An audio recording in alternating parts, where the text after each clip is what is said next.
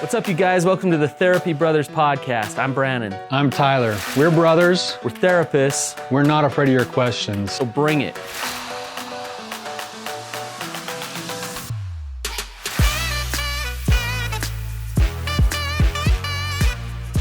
Welcome to the Therapy Brothers podcast. We are so glad to have you with us today. We've got another good question. It's going to spark a really great discussion.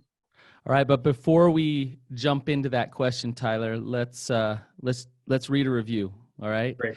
So this review was actually made when I was podcasting by myself. So sorry you're left out of this, but this is from KCB, and it says, "I love how Brannon covers the hard topics that no one else will talk about.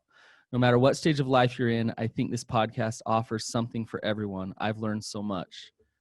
That's a great review, especially off of the heels of the last episode. Yeah. So I hope that, you know, what she mentions is that kind of no matter where you're at, this is helpful. And I know we can really kind of focus on certain topics, but I believe that this podcast is good for anybody and it's good for any relationship. So appreciate what she said there. So, all right, Tyler, you ready for the question today? Let's hit the question. Really simple question that I got, yet I think there's all kinds of answers. We probably could record several episodes on this one question. Okay. Is there ever healing? Kind of broad. That is a simple question that does have a lot to it. And I would love whoever asked that question to become a caller on the show so we could get some background information. Context would be nice there. That would be nice. But there are plenty of things that we could talk about here with, is there ever healing? The first thing is, well, go ahead. Well, I just want to ask you, maybe talk about where that question's coming from, which is, I feel hopeless. I don't know if things can change. Is change possible? And what is it like when a person feels stuck and hopeless like that? Right. You think about people that we work with who might be suicidal or in some type of really deep depression, or especially people who have experienced really significant trauma, or might be struggling with other issues that never seem to go away. Stuck in a relationship that's not changing. The relationship one is a really, really big one. That's really hard. And the natural tendency when we've gone through the ringer several times over the same thing over and over again is to fall into this place of what we call hopeless and helpless, where the only option feels like we have to become discouraged. And then when we become discouraged, we begin to lose hope. And hope is maybe the primary thing that actually helps facilitate change. Right. Hope, I believe, is hope gives us life. Without hope, you start to wither away and die. Depression sets in. You shut down what you really enjoy. And so when hope is gone, then there's other consequences that come in that aren't just about the topic at hand. So, if you're struggling with an addiction or a relationship that's not changing or whatever it is, other parts of your life really start to suffer and struggle because you feel so stuck there. And it starts to be all encompassing, that hopelessness. Really, it really is. It's like, I think of Winnie the Pooh with the character of Eeyore. It's like that overall. Tyler's always talking about Winnie the Pooh. It's really weird.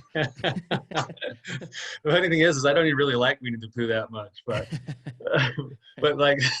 that character of Eeyore is like the perfect kind of essence of what happens is that I might get hopeless and helpless in one area of my life, but then my overall energy, the way that I start to show up in life in general, kind of takes on that same sort of ambiance, that same feeling. And then it wreaks havoc in other parts of my life where now I can't show up. Maybe I'm struggling with, healing from some childhood trauma that's happened in my life. And yet that energy that I carry with me. Thanks for noticing me. Yeah, it turns into my relationship with my wife, my relationship with my boss, my relationship with my best friends. And pretty soon everyone's like, wow, like maybe the thing that I needed most was connection, and the thing I'm going to get least is no one's going to want to hang out with me because I'm such a downer. Okay, so Tyler, we're talking about the repercussions of this hopelessness and how it feeds on itself and perpetuates itself. But I want to come back to the question a little bit here. What if you are stuck? What if your partner won't change? What if you've tried to shift out of your addiction or change your eating patterns or whatever? Like you want healing, but you have failed, and you have failed, or your partner hasn't changed at all. Isn't it hopeless?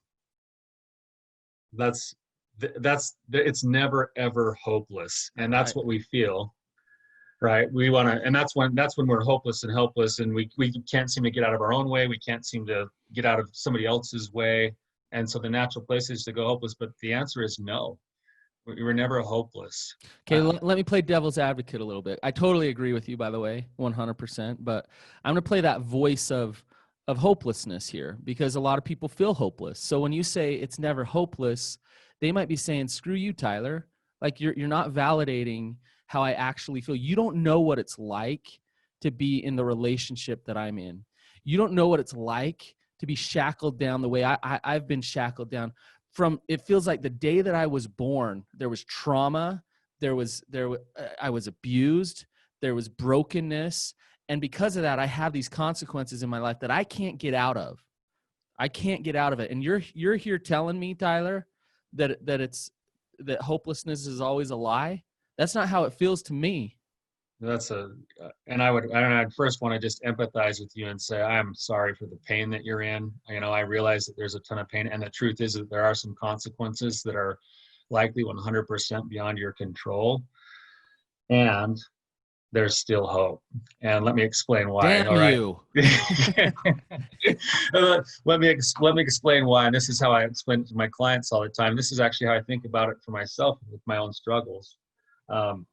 Is that in any situation, we may not be able to dictate everything that happens to us. We can't predict the future. We can't We stop can't life. dictate most of what happens. Yeah, life is happening, and it's going to happen, and there's going to be things that happen to all of us that really aren't fair and that are beyond our control, and yet they're going to happen. And when we're faced with those situations, I run through a series of 4 questions, and there's always a potential of 4 options.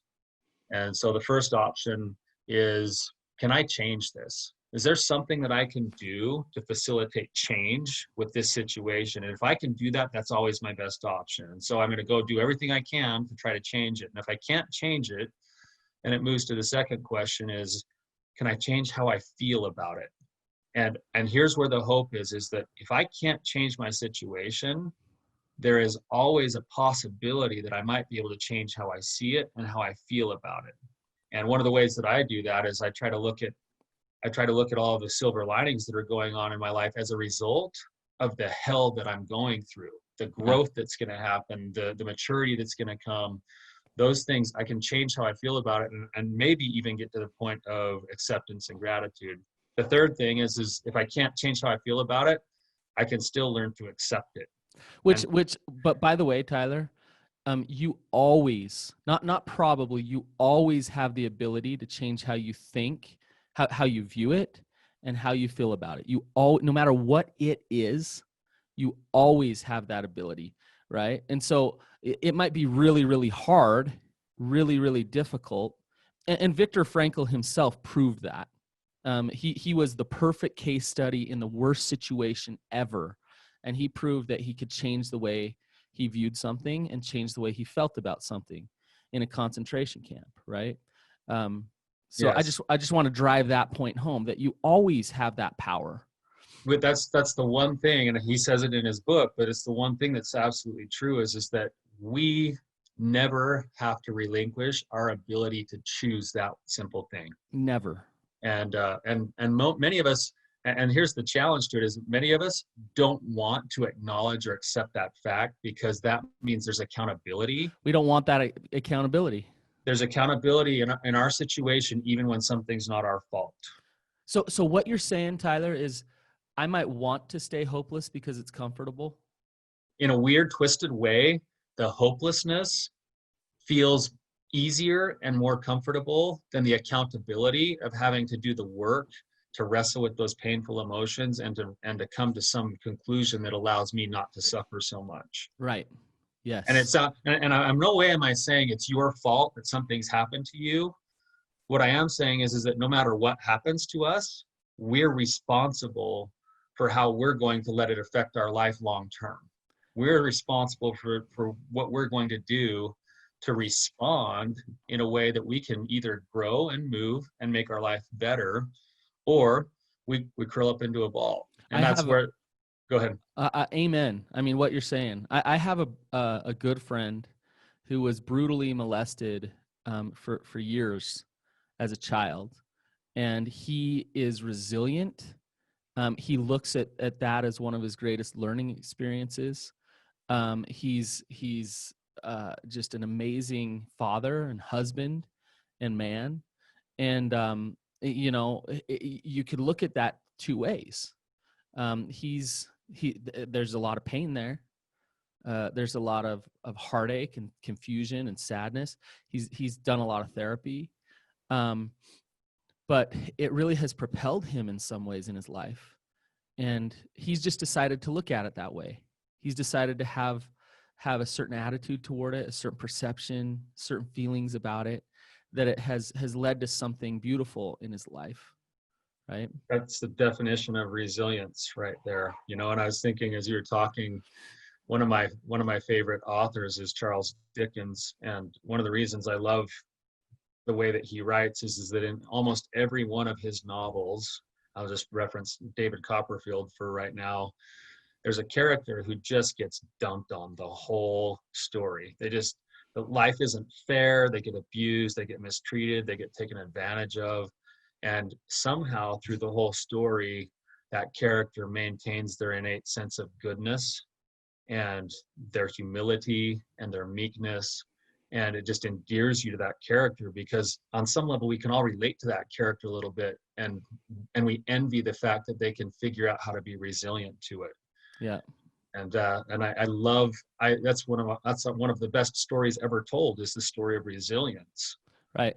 I think of our grandma Patrick, our grandma, she was born, I forget how many kids were in her family. There's like 13, I think. To extreme poverty, just a really rough situation growing up. And she was one of the happiest people that I've ever known. And she's an example of that. Like she really got dumped on as a kid, and she could have wallowed in some bitterness and some hopeless throughout her life, but she created love everywhere she went.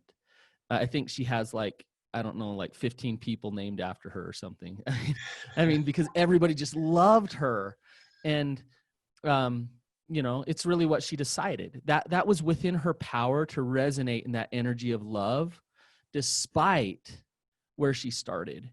And it's how she viewed it and what she thought and how she chose to feel, that really created a change for everybody around her.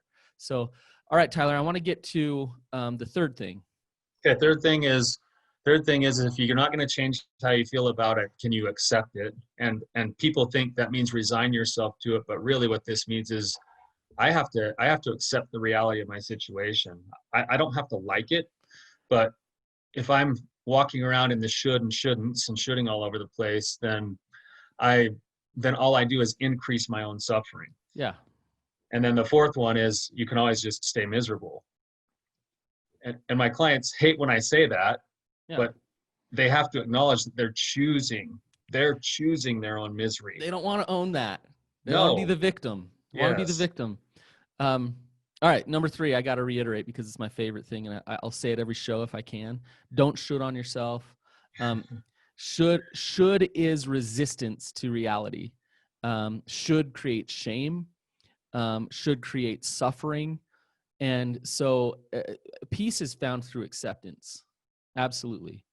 Accepting and living in reality. And knowing what reality is and learning how to face that reality and accept it. That's where peace is found. So on to your fourth one. okay, I could choose to be miserable. Here comes the voice of hopelessness again, Tyler. Oh, you're telling me, you're telling me that I'm choosing to be miserable when they are the ones doing all this hurtful, harmful, terrible stuff to me. You're saying I'm choosing that? Yeah, again, I would definitely be more empathetic before I give the second part of my answer. I would say it's really, really difficult. It's maybe one of the hardest things in the whole world to do is to acknowledge my own accountability when something's not my fault, when somebody else is getting away with something. But the truth is that it's still within your control. And it takes me back to like you remember what mom used to say to us all the time, where we'd be pissed off about something and angry, and she'd say, trials and tribulations Oh, geez. are mandatory, but what? Suffering is optional. Misery is optional, Yeah, right? misery is optional. Yeah. Yeah, it's like she would drill that into us over and over again, right? And it's that is actually sage wisdom. Yeah. Because if I stay in this space, and this could be a whole other set of topics on forgiveness if we want to do this on a different day, but if I stay in the same space where I'm going to be a victim until somebody else changes my circumstance for me, I've just gone and taken the already really horrific pain of the trials and tribulations, and I've submitted myself to additional suffering on top of that. Right. Okay, Tyler, but so I want to say it sounds so easy. It sounds so easy to be like, okay, I can be happy or I can be miserable. I can choose either way. But there's a reason why. There's a reason why people want to play the victim. They want to stay stuck in hopelessness, and one of those reasons is accountability. You don't want to fail. You don't want that on your shoulders. I believe another one of those reasons is this.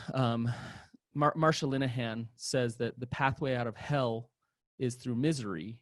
And oftentimes, instead of facing the misery that it takes to get out of hell, we fall back into hell. I think that change can be very uncomfortable. The healing process can be very painful and difficult. And sometimes it's easier to sit on your hands and just say, I don't want to. I'm not ready yet. This is too uncomfortable. And I look at what's going on in the world right now. All of the discord going on and the tension in terms of racial tension and things like that. And I've felt the energy of kind of confusion and trying to figure out how I feel about everything. But as I'm watching what's going on, what I'm seeing is some shifting and some change and some healing that's going to come from it. Although right now it's uncomfortable, and there's riots in the streets, and it's a good thing. We're moving forward, but we're moving forward through this process that's kind of painful and uncomfortable, right? Really. And I'm thinking about even just when I do EMDR with clients for trauma, trauma healing isn't smooth and easy, and it's violent. It's, sometimes my clients will even have physical tremors when they're going through their EMDR treatment. They'll, it's like there is something that is hard about moving through it. So I 100% agree with you. And I've had clients come to an EMDR session shaking because they know what they're about to do. Yeah, it's a pure act of courage. It's that quote by Robert Frost that says the best way out is through.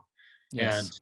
And unfortunately, there's not really a good answer other than I have to go through. I got to go make peace with my demons. I've got to go confront those things, and that's a really difficult thing to do. But therein lies the growth as well. If you don't go through, you won't gain the wisdom. You won't. You can't get it. You can't get those things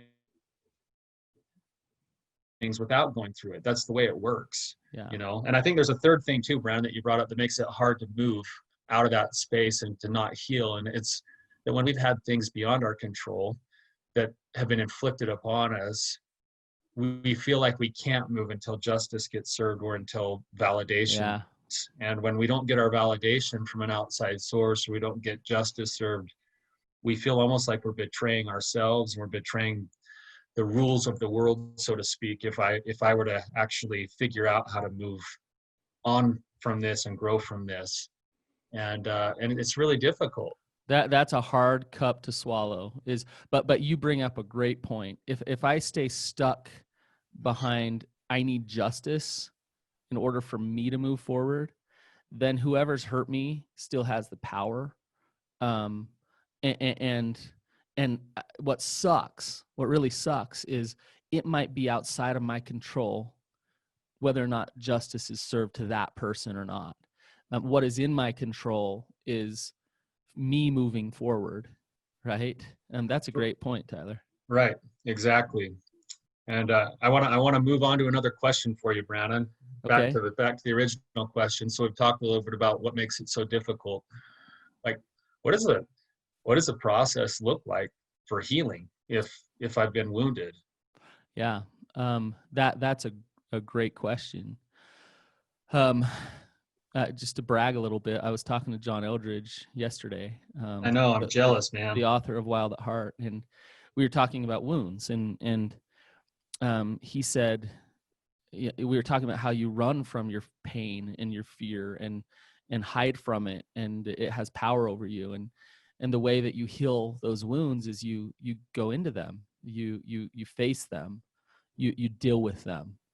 And so I think what happens if you look at the full process is usually for a while we run. We're in denial. We don't want to face things. We try to do the best we can to overcome things and put a smile on our face and act like we're moving forward.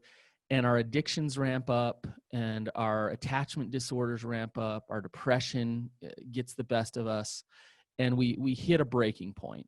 And that breaking point might be the spouse saying, I'm done, I'm out of here.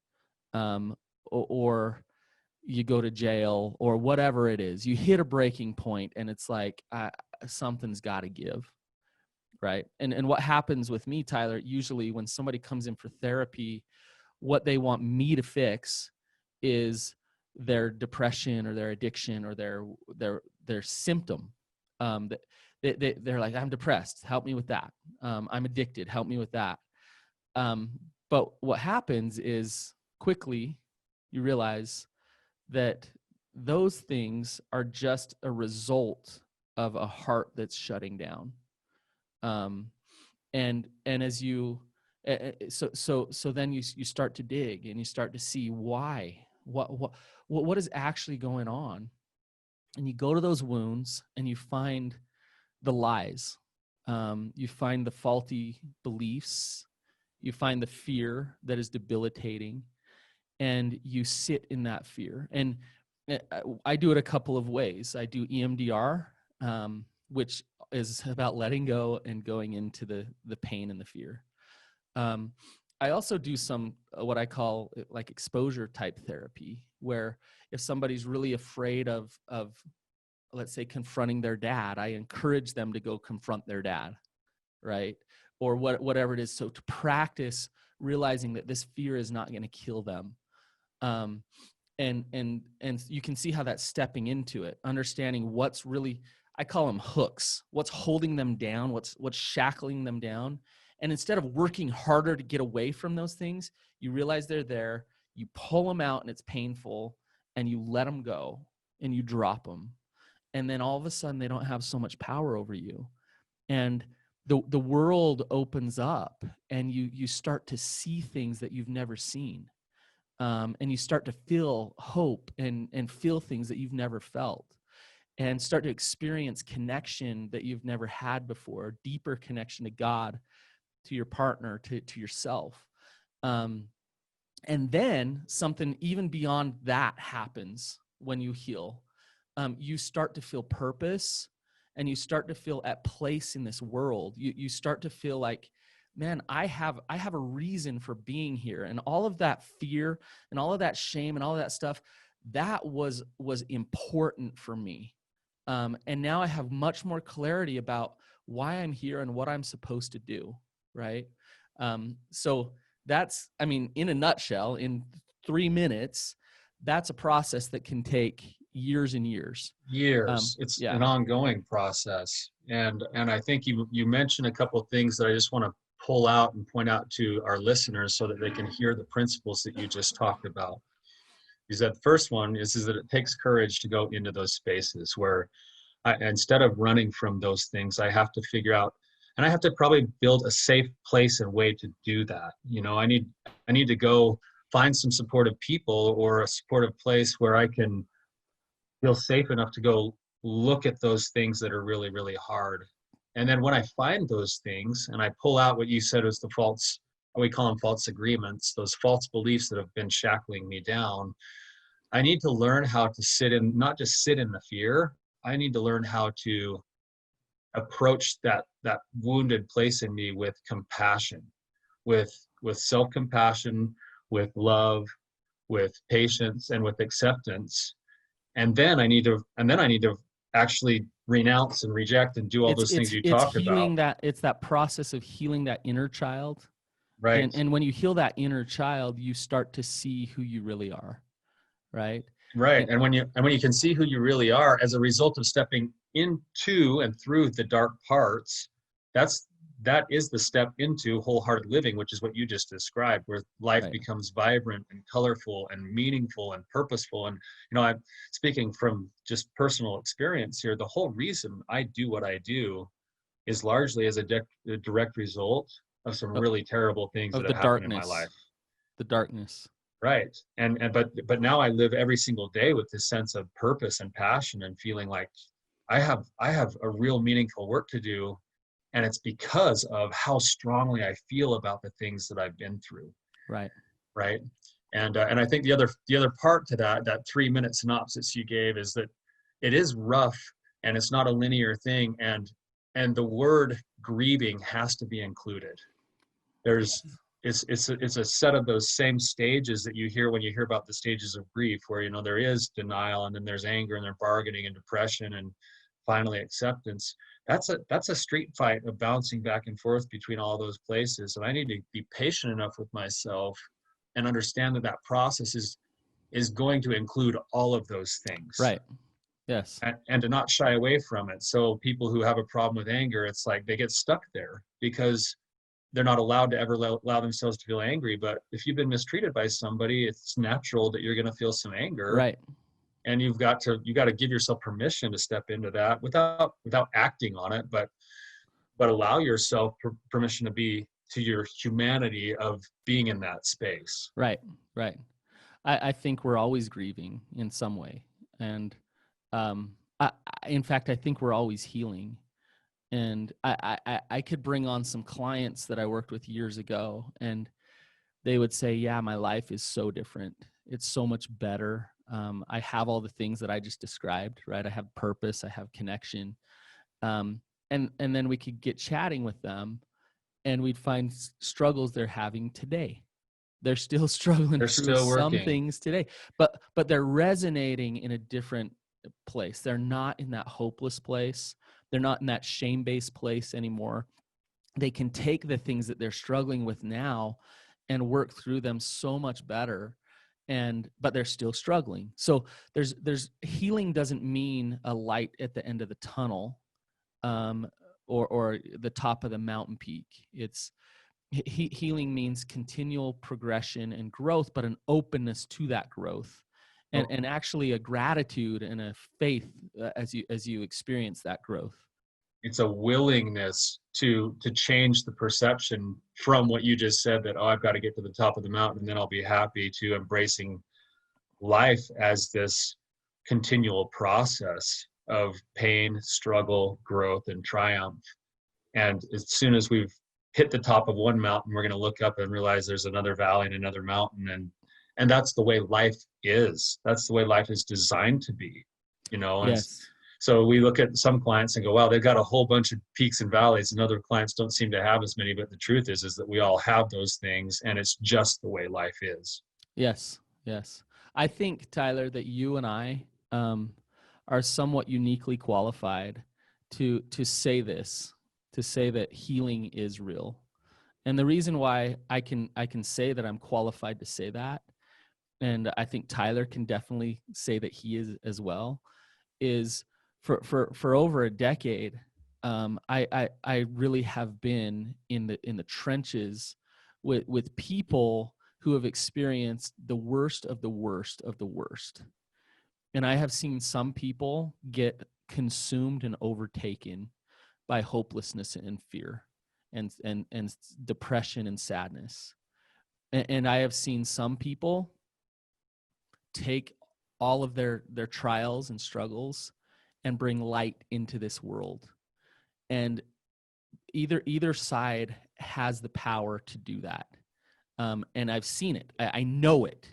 I know it because I see it every single day. So yes, the answer to your question, is healing real? In short, is yes. That the answer is absolutely no question that you can heal from whatever it is. 100%, Brannon. And it just might look a little different than your head thinks it is. You know, Yeah. it's like Don't shoot healing. on it. Yeah. Don't shoot on what healing Buckle up should for be. the ride. Yeah. Yeah. Submit yourself to the process of allowing yourself to go meet those dark places with love and compassion and understanding and patience. And the byproduct of all of those things is that you look yourself in the mirror and you start to like what you see, and you start to go, man, I got some confidence. And I love it when I hear this. I hear it all the time, Brannon, in our practice. How many times have you heard your clients say, man, I would never want to go through that again, but I'm so glad I did? Oh, yeah. All the time. And that's a sign that they've gone from being a victim down in the pit to not just getting back out of the pit, but to seeing their experience as meaningful and purposeful and becoming a thriver. Yeah, and I hear that from people who end up divorced or losing their job, or I mean, there's consequences to what they've been through. Yeah. But they're dealing with the acceptance, right? They're dealing with those consequences, and they're saying that was part of the process. I mean, I had to go through that, and I'm grateful now. I think gratitude is kind of the indicator of healing in so many ways.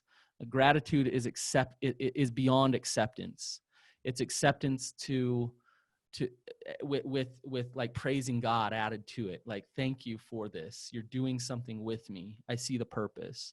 And so if you can get to that place of gratitude, but you know what, you guys, if you're not there today, you're not there today, and that's okay. That's right where you're at.